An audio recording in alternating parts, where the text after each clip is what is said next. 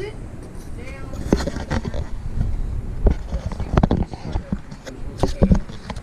Maybe you'll even do us the honor of attending this year.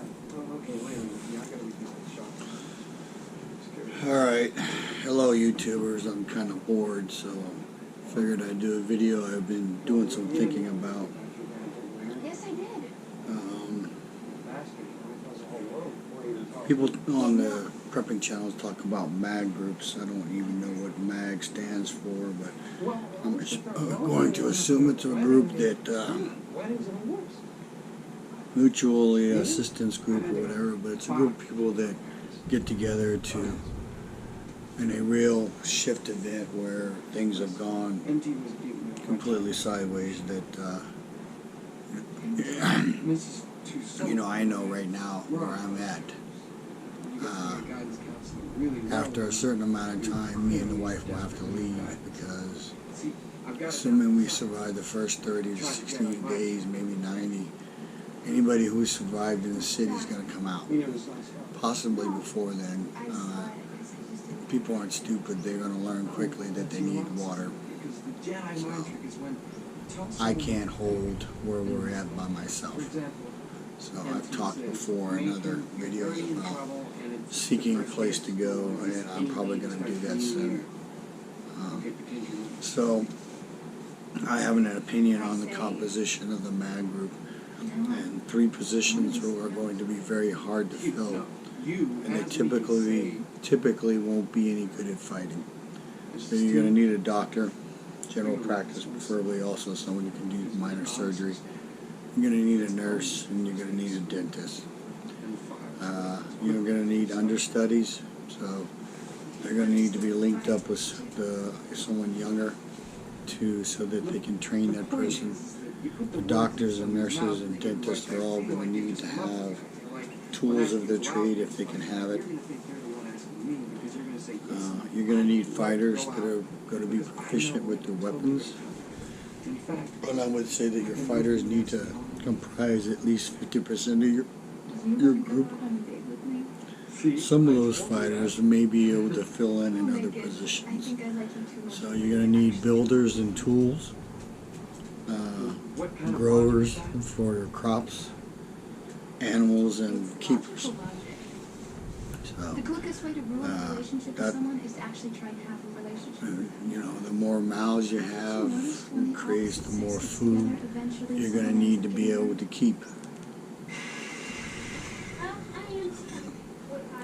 That's the first thing I wanted to talk about, which is a MAG composition, in my opinion, on what it needs to be in it. And then your mentality is going to have to change in one of those events. You're going to be carrying probably some kind of weapon 24 hours a day. You know, to go to the bathroom with you, go to shower with you. If you have time for a shower, it will go everywhere with you. And you're going to be in a heightened sense of, you're going to be scared.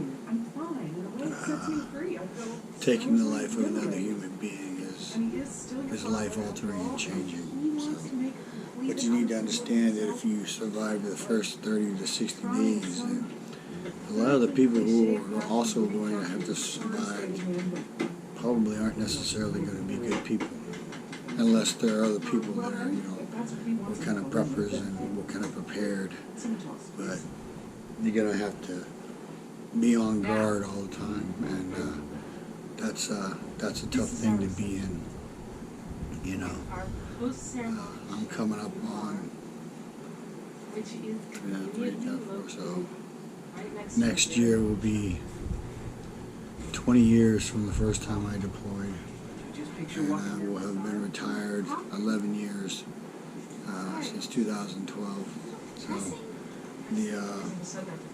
I still have issues from that, and I wasn't a door kicker. I wasn't shooting up things and killing people, but I was in a war zone, so it's kind of a big deal. It's not pretty, it's not intimate, it's not romantic. Unfortunately, assuming you survive the first 30 days to 90 days, there will be a lot less people. type 1 diabetics will die off. People who have to have medications in order to control certain things, high blood pressure or this or that, they're going to die off. I think planning the most important day of our lives together is a hassle. It hasn't even been that long. If you come across someone after that, if they've survived, there's a decent chance they will be dangerous. So you need to understand that. Yeah, I did a good job, huh?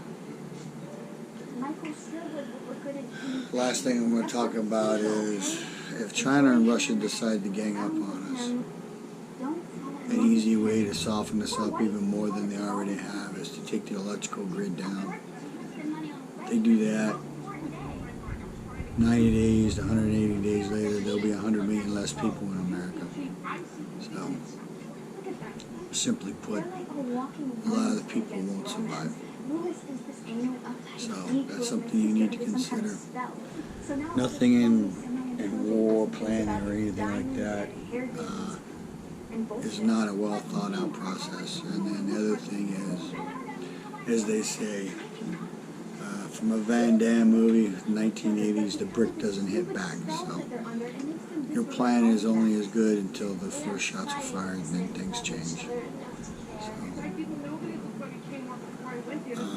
So, I'm speaking directly to Great Man Prepping if he watches this. Hold your head up, bud. You're one of the better channels that I watch. I don't know what's going on, but shake it off. Stay true to your plan and your mission. Stay true to your wanting to spread the word.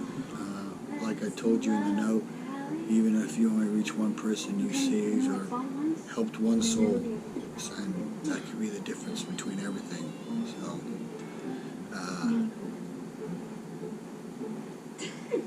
I don't know what else to say. There's a lot of shit going on in the world that, you know, people are frustrated with and they're mad about. Vaccine mandates, China, Russia, Afghanistan, the price of goods, you know. 2.7 pounds of premium ground beef was $23 and change at the grocery store the other day. That's a lot of money for a fucking hamburger.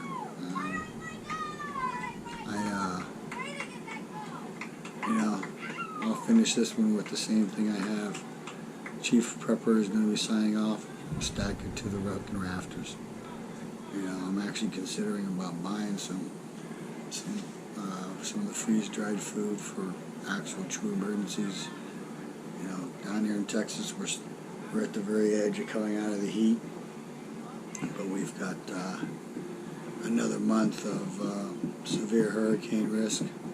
We're in the peak part of the season. It's starting to taper down, but you know, it only takes one to rock your world, so to speak. And I'm more ready than most. But I'm going to try and think of a different subject to do for the next video. I've been kind of poking around with stuff, but part of it's also because I've been sick for a month, so I'm coming out of it, but it's a slow process. Anyway, Chief Prepper out.